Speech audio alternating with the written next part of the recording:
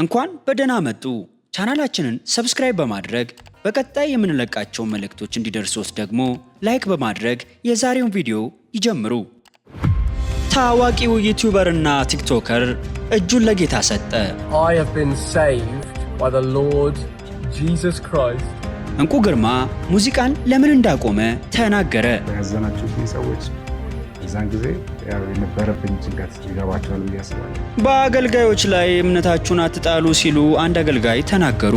ቻችሁ ጥሩ ነው፣ በእኛ በአገልጋዮች ላይ አላችሁ በጣም ጥሩ ነው። ግን ወደ መጀመሪያ መልእክታችን ስንሄድ ታዋቂው ዩቲዩበርና ቲክቶከር እጁን ለጌታ ሰጠ። ታዋቂው ዩቲዩበር ጆን ዊለር ክርስቲያን መሆኑን በማህበራዊ ሚዲያ አስታወቀ። በኢንስታግራም ባጋራው ቪዲዮ በጌታ በኢየሱስ ክርስቶስ ድኛለሁ፣ ይህ በህይወቴ ከገጠሙኝ ነገሮች ሁሉ ምርጡ ነው ብሏል። እድሜው 30 ዓመት የሆነውና ከ5.32 ሚሊዮን በላይ ተከታዮች ያሉት ዊለር በአስደናቂና ፈታኝ ቪዲዮዎች ይታወቃል። እውነተኛ ሰላምና እርካታ ለማግኘት ዝናን፣ ገንዘብን፣ ብዙ ስራም ብሞክርም ተስፋ ቆርጬ በነበርኩበት ወቅት ፈጣሪ ህይወቴንና አእምሮዬን ቀይሮታል ብሎ መስክሯል። Now today, I just want to say that I have been saved by the Lord Jesus Christ, and it is the best thing that has ever happened to me. Never did I think I'd be saying those words. Coming on here, declaring that, I thought it was all something else. I thought it was a load of nonsense. But when it makes sense, it really does make sense. I have tried everything. ለዊለር ውሳኔ የተለያዩ ግብረ መልሶች ቢሰጡም እንደ KSI እና ኒኮን ያሉ ታዋቂ ዩቲዩበሮች ግን ድጋፋቸውን ገልጸውለታል። ይህ ዘገባ የቀረበው የክርስቲያን ፕሪሚየር ኒውስ ነው። በቀጣይ የምንመለከተው የሙዚቃ አቀናባሪ የሆነው ስለ እንቁ ግርማ ይሆናል። በ1990ዎቹ ጀምሮ ሙዚቃን በመንፈሳዊ ይዘት እስካሁን በማይረሳ አሻራ እየሰራ የቀጠለውን እንቁን ግርማ እናነሳለን። መንፈሳዊ መዝሙሮችን ከሰራላቸው ሰዎች መካከል ተከስተ ጌትነት፣ ዳንኤል አምደ ሚካኤል፣ ሊሊ፣ ሶፊያ፣ ምህረት ሲተፋ፣ አዜብ ኃይሉ፣ ሐረር አማኑኤልና ናዝሬት አማኑኤል ይጠቀሳሉ። በሰማያዊ ዩቲዩብ ቻናል የቀረበ ከታናሽ እህቱ ከቤቲ ግርማ እና እንቁ ግርማ ጋር የተወሰደ ቃለ ምልልስ አብረን በጋራ እንመልከት። እንቁ ግርማ የግል ባህሪውና የስሙ ትርጉም ይህን ስም ያወጣችለት እናቱ እንደሆነች ይናገራል። የመጀመሪያ ስሙም ደግሞ የእንቁ ወንዝ ግርማ የሚል ነበር። ይህን ስያሜ ያየችው በህልሟ ወንዝ እያየች እንደነበረም ይገልጻል። የእንቁ ግርማ ባህሪ በታናሽ እህቱ ሲገለጽ በቤታችን ተወዳጅና ተጫዋች ሰው እንደሆነ ከቤተሰቦቹ መካከልም የሚወዳቸውን በቁልምጫ ስያሜ በራሱ ይሰይማቸው እንደነበረም ገልጻለች። ስለ እንቁ ግርማ የግል ባህሪ ደግሞ እጅግ ደግና ቅን እንደሆንክ እኔ እመሰክርልሃለሁ ትለዋለች። በተለይም ለየት የሚያደርገው ነገር ደግሞ የተለያየ እንስሳትን በፍቅር የሚወድና የሚንከባከብ እንደሆነ ትናገራለች። ብዙ ታሪክ አለኝ ያው ከእንስሳት ጋር ከቤትም ጀምሮ ማለት ነው። ከኛ ቤት ጀምሮ ከልጅነታችን ጀምሮ ብዙ ታሪክ አለኝ። ውሻ አብሬ የምበላው ውሻ አብረን የምንበላው በቃላ እንደዚህ ውሻ ነበረ። በገላ ዓመት በዓል መጥቶ ሲታረድ አልወድም። ጓደኞችን አብረን ካሳለፍን በኋላ አልወድም ማየት ሲታረድ። እስካሁንም አላርድም በግ ለዛ እና ትዝ የሚለኝ የዛን ጊዜ ያለው አላ ሀዘኔ ነው። በቃ ያው ቤት የተለመደ ነው። አባታችን አጫውቶ መጨረሻ ላይ ወደ ቢላ ነው የሚወስዳቸው የነበረው እና እኔ ግን አዝን ነበር የለመድኩት እንስሳ ሲታረድ። ግን ስጋውን መብላት ላይ ግን ችግር የለብኝም። ስጋውን ትበላለህ። ሲሞት ነው ማየት የማፈልገው። ግን የተለየ ነበረ ፍቅር። አዎ እወዳለሁ እንስሳት። ይህ ደግሞ የሚያሳየው ከስሜትና ከፍቅር ትስስር ጋር ከሰውም ሆነ ከእንስሳት ጋር ቅርብ እንደነበረ ያሳየናል። ሙዚቃ እንዴት ጀመርክ? ቤት ውስጥ አባቴ በጠዋት መዝሙሮች ይከፍት ነበር ተነስቶ ከነሱ ክፍል ቀጥሎ ስለነበረ እኔ ደግሞ የምተኛው ይሰማኛል ድምፁ ጠዋትና ያቺ ድል ነበረች። የምህረት ይታፋ ቁጥር 1 ቁጥር 2 ይወደዋል። ማለዳ እነሳለሁ እንደዚህ እና አንዳንዴ ቤቱ ተቆልፎ ነው የሚውለው። ሜንታ ቤቱ ቴፕ ያለው ሜንታ ቤት ነው ማለት ነው። ቁልፍ በምን ምክንያት እንደሆነ አንዳንዴ ተረስቶ ወይ ለጽዳት ጉዳይ ይሁን ለምን ክፍት ይገኛል። ያቺ አጋጣሚ እኔ ቴፑ ጋር ነው ጉዳይ። በቃ ተጠግቼ ክሮች አሉ ካሴት፣ የድሮ ካሴት በቃ የመስማት በቃላል በጣም ትኩረት አድርጌ የመስማት ድል ማገኝ የነበረው ሙዚቃን እዛች ሜንታ ቤት ክፍት ሆኖ በቃ ሳገኝ ቴፕ ጳውሎስ ትዝ ካለሽ ኪቦርድ ይዞ ሲመጣ የሙዚቃ ድምፅ የሚወጣበት አላል ቴሌቪዥን ላይ የማየው ግቢ ውስጥ እሷን ነው ማገኘው። እሷን እነካካለሁ። በእሷ ነው የጀመርኩት። ከዛ ቸርች የምታይበት አጋጣሚ ያገኘው ማለት ነው። የኳየር ሊደር ዳግም ካስታወሱ ሰው ያውቀዋል። የአማኑኤል ኳየሮች የሁሉም ኳየር ሊደር ነው።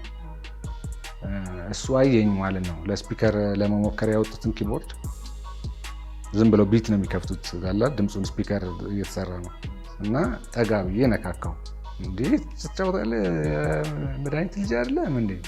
እንዴት ሙዚቃ ሞከርክ እና አጥና እየመጣህ አለኝ ማለት ነው። ከዛ በኋላ ነው ቻሌንጁ የተጀመረው። አላል በደንብ ጠልቄ መግባት እድሉን አገኘሁኝ።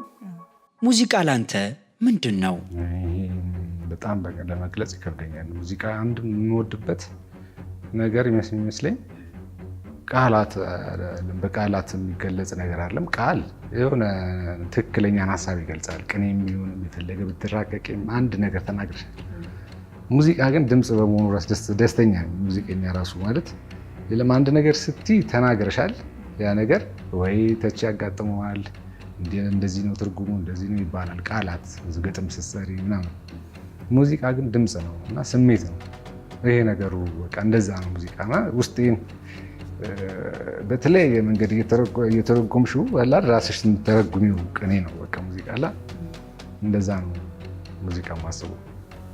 ሙዚቃን እንዴት እንደምትሰራው ንገረን ትለዋለች። ሙዚቃ ስሰራ መጀመሪያ የምሰራበትን እንትን ዜማ ነው በቃ መጀመሪያ የምሰማው። ዝም ብዬ እንደሰማሁት እንደዚህ ኪቦርድ ላይ ቶሎ እንትን አለ እንጂ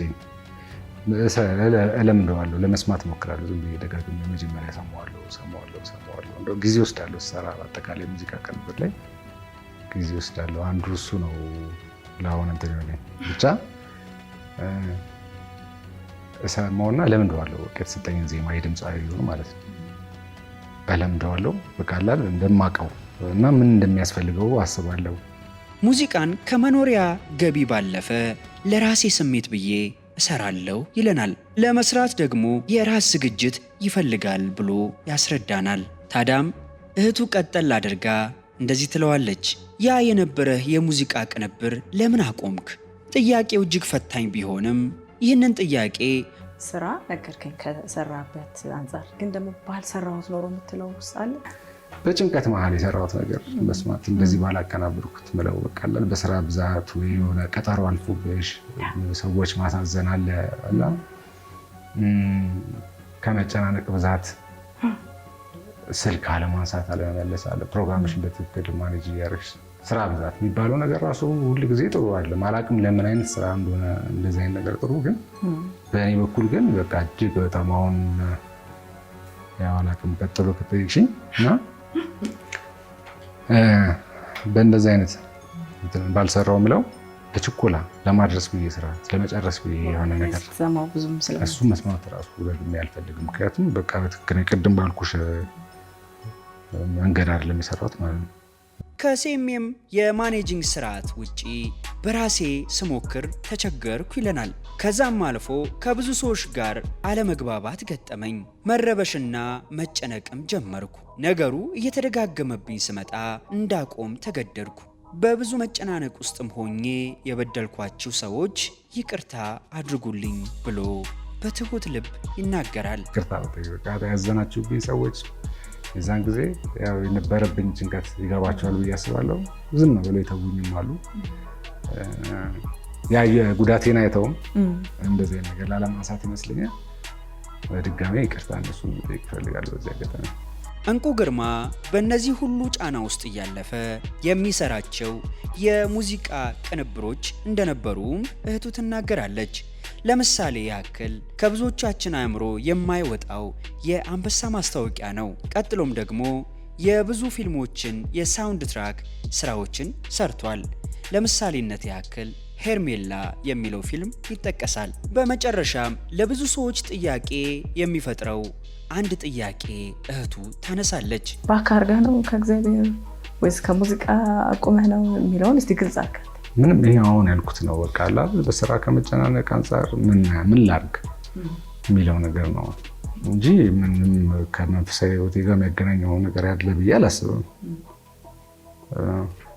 የስራ መጨናነቅ ነው በቃ እና ያው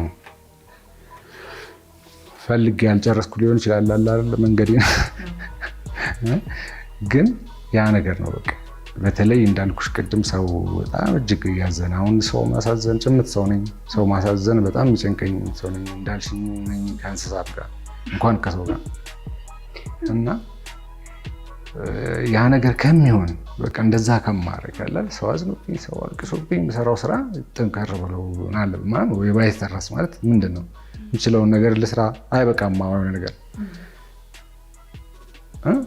ግን ያው በቃ ያ ነው በጣም የስራ መጨናነቅ ከእኔ እንትን ጋር አልሄድም። ከእኔ ሙዚቃ ላይ የምፈጀው ጊዜ ትራኮችን ሰራ ሙዚቃዎችን ሰራ የምፈጀው ጊዜ በቃ ሁሉንም ነገር ሰው እንደፈለገ እንዲያገኘኝ አላስቻለኝም። ስለዚህ በያም ነው ያስቆመኝ እንጂ ፍቅሩ እንዳለ ነው ጥሪውም እንዳለ ይመስለኛል። ለሙዚቃ ያለኝ ፍቅርና ጥሪው በእኔ እንዳለ አሁንም አውቃለሁ ብሎ ይጨርስልናል። በመጨረሻ የምንመለከተው መጋቢ ጌቱ አያሌው ይሆናል። ይህ አገልጋይ የተናገረው ለብዙዎቻችን ትምህርት ስለሚሆን ለናንተ አቅርበናል። በአገልጋዮች ላይ ከመጠን ያለፈ እምነት አይኖራችሁ ይለናል። አገልጋዮች እንደናንተ ሰዎች ናቸው። እንደክማለን፣ እንሳሳታለን። ታዲያ እንዴት በእኛ ላይ ከመጠን ያለፈ እምነት ታደርጋላችሁ ይለናል። ቻችሁ ጥሩ ነው። በእኛ በአገልጋዮች ላይ አላችሁ በጣም ጥሩ ነው። ግን ከመጠን አትለፉ። ስለ ፓስተር ጌቱ ያላችሁ ግንዛቤ ከመጠን አትለፉ። በጣም ብዙዎቻችሁ እንደምትወዱኝ ያውቃለሁ። ግን ከመጠን አትለፉ። ፓስተር ጌቱ እንደናንተ ደካማ ሰው ላይ ህይወታችንን ሁለንተናችንን ሰው እስከተወሰነ ድረስ ነው የሚያገለግል። የእኛም ጥያቄ የምንመልሰው የሰራዊት አምላክ ክብር ስጡት። ይህ ንግግር ከብዙ አገልጋዮች በጥቂቱ የሚነገር ቢሆንም አገልጋይ ጌቱ አያሌው በግልጽ ተናግሯል። በአሁኑ ዘመን ካለው በዘመናችን ተገለጡ ከተባሉ አገልጋዮች ጀርባ ያለውን የተደበቀ ማንነት አጋለጡ። ሰው በራሱ የህይወት መንገድ ጌታውን እንዲታመን ከማድረግ ይልቅ የአገልጋይ ጥገኛ ወደ ማድረግ የሚተጉ አገልጋዮች እንዳሉ ይታወቃል። ይህ መልእክት ለነሱ መርዶ ሳይሆን አይቀርም። ታዲያ ማንን እንታመን ልትሉ ትችሉ ይሆናል። የመልእክቱ ዋና ሐሳብ ግን በአገልጋይ ጌቱ አያሌው እንደተነገረው ጌታን ታመኑ፣ እርሱ ብቻ ነው ብርቱ፣ እርሱ ብቻ ነው የሁሉ የበላይ፣ እርሱ ብቻ ነው የጸና፣ በጌታ ታመኑ ይሆናል ዋናው መልእክት። ተባረኩ።